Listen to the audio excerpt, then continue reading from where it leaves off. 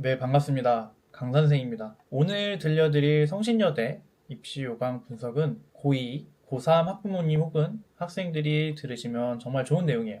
고3은 올해 지원하시기 전에 학교의 경향성을 파악하고 내가 어떤 지원을 해야 되는지 직접적으로 도움을 받으실 수 있고요. 고2 학생들 혹은 학부모님 같은 경우에는 내 차례가 아니라는 생각을 하실 수도 있지만 변화에 따라 입시가 어떤 영향을 받고 결과는 어떠했는지 쭉 트래킹 하시게 되면 내가 지원을 할 때 혹은 내 아이가 지원을 할 때는 어떻게 준비를 해야 되는지 예측하실 수 있기 때문에 꾸준하게 관심 가지고 보시면 좋다라고 생각을 합니다. 네, 다른 학교 게시물도 고정 댓글에 고정을 해놨으니까 다른 학교 궁금하신 분들은 또 찾아보시면 좋을 것 같습니다. 시작하기 전에 구독과 좋아요, 알림 설정까지 부탁드립니다. 오늘은 이제 2026년 수시와 정시 지원을 앞둔 학생들을 위해서 대학 입학 시행 계획에 따라 어떤 변화가 있는지 한번 확인해 보는 시간을 가지겠습니다. 이건 시안인데 확정된 것은 아니기 때문에 수정은 있을 수 있다 라는 말씀 먼저 드리고 시작을 할게요. 오늘은 성신여자대학교입니다. 성신여자대학교는 4호선 성신여대 입구역에서 도보 10분 정도 걸리는데요.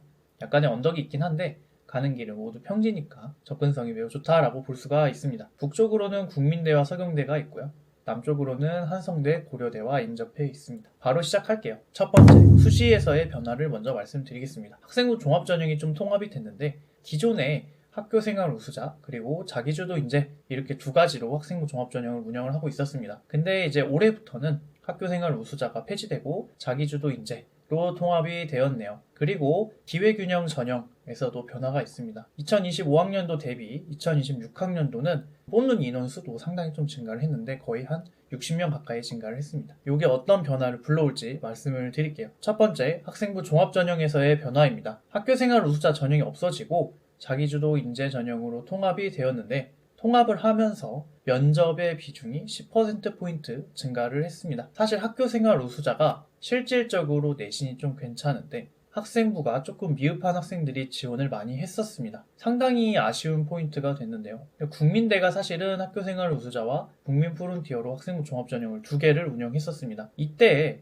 운영을 하면서도 성적 반영을 더 많이 하거나 혹은 더 많이 하지 않는 포인트가 있었는데요. 성신여대는 이제 이거를 폐지를 하면서 단일 전형으로만 학생부 종합전형을 운영하게 됩니다. 사실 기준이 많다라는 것은 관리하기가 상당히 까다롭다라는 면은 있지만 다양한 전형들 단순화되게 되면 생각보다 피해보는 학생들이 많아집니다. 물고기는 강을 통해 원숭이는 나무를 타고 인간은 걷거나 뛰어서 목적지에 도달을 하게 되는데 각기 잘하는 게 다릅니다. 그런 상황에서 이런 부분들을 일원화하게 되면 정말 다양성을 해칠 수 있다라는 생각을 저는 하게 되는데요. 학생부 종합전형도 사람들이 말이 많아요. 근데 이제 이런 것들이 많아지면 많아질수록 내가 유리하지 않은 부분은 버리고 유리한 부분에서 지원을 하게 되기 때문에 내가 결국 준비를 하게 되면 합격할 수 있는 확률이 올라간다라고 저는 생각을 하거든요. 근데 이런 것들이 점차 간소화되고 단순화되게 따라 학생들의 다양성을 반영하지 못한다는 우려심이 조금 생기긴 합니다. 두 번째는 이제 기회균형 전형의 전형 방법을 변경한 건데요.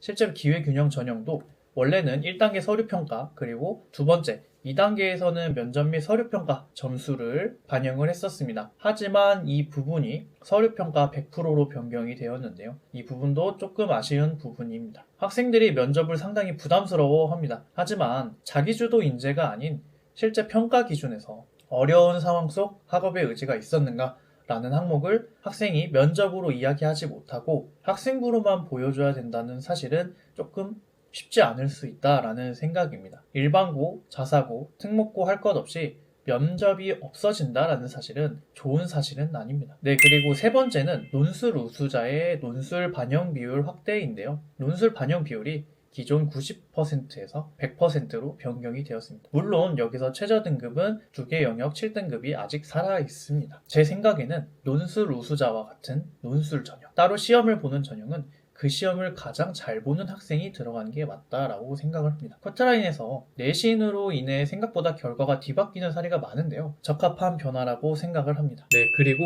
정시에서의 변화도 좀 확인을 해볼게요. 정시에서는 무전공으로의 통합이 있습니다. 이게 상당히 좀 큰 변화 중에 하나인데 학과들을 인문예술융합 계열, 사회과학 계열로 나누던 종전의 방법을 모두 폐지하고 통합 모집 단위를 신설했습니다. 가군에서 자유전공으로 210명을 선발을 하고요. 나군에서는 첨단 분야 전공으로 51명을 선발하게 됩니다. 첨단 분야 전공의 학과로는 수리통계 사이언스, 화학에너지융합, 바이오헬스, 바이오신약, 그리고 AI 융합학이 있습니다. 그리고 좀 더 큰 변화는 예체능 계열인데요.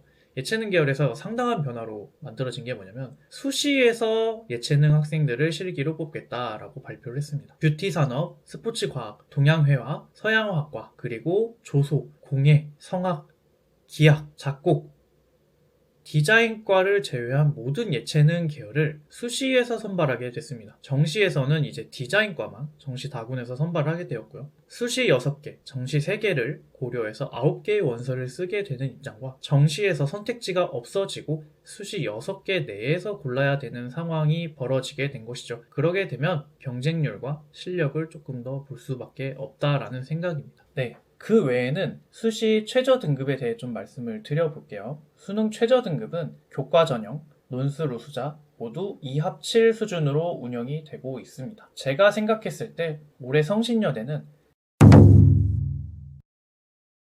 경쟁률이 좀 더 상승할 것으로 생각을 합니다. 종합 전형이 간소화되고요. 면접 비중 향상으로 인해 결국 내신이 좋지 않은 일반고 학생, 자사고 학생, 특목고 학생들이 더 많이 지원할 것으로 생각을 합니다. 기존의 자사특목 학생들의 증가분보다는 내신이 조금 더 좋지 않은 일반고 학생들이 많이 지원할 것으로 예상이 됩니다.